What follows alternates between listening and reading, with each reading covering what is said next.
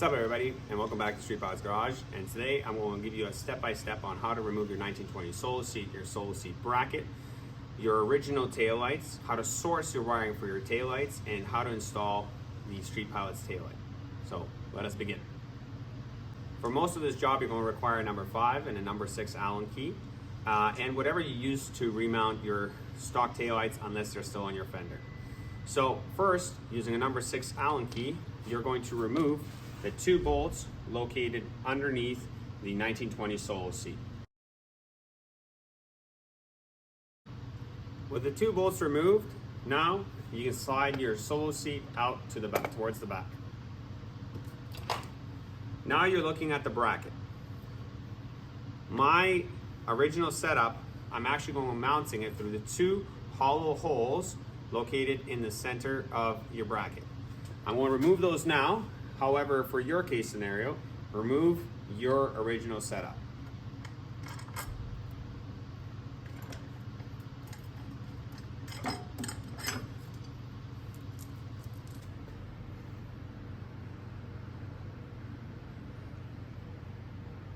The next step is to remove the 4 Allen bolts that are mounting your bracket to your bike.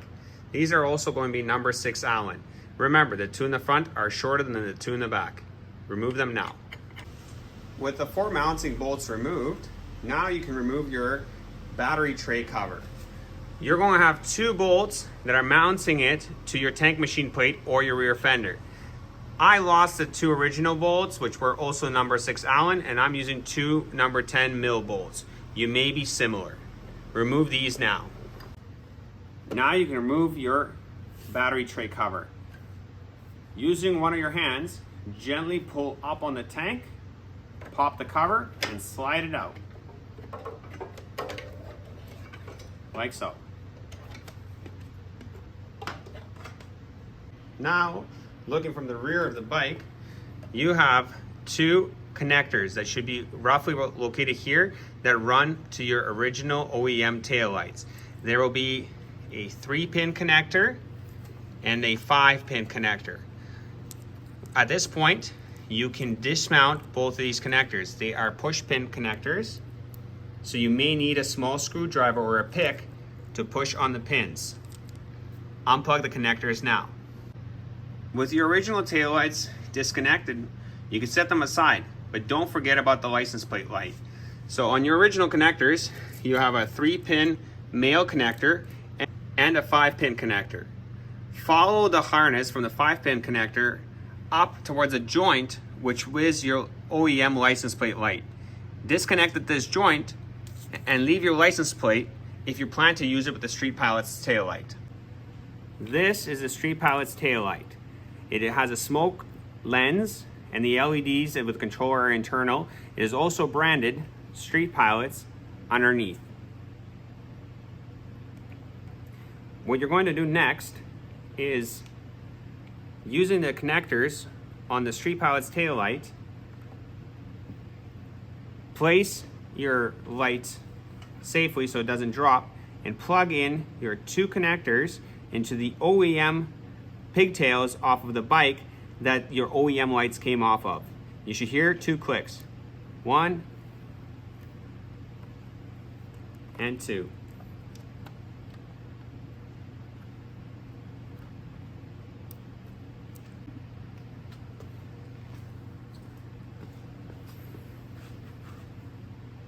At this point, I actually want to give a big shout out to Dion.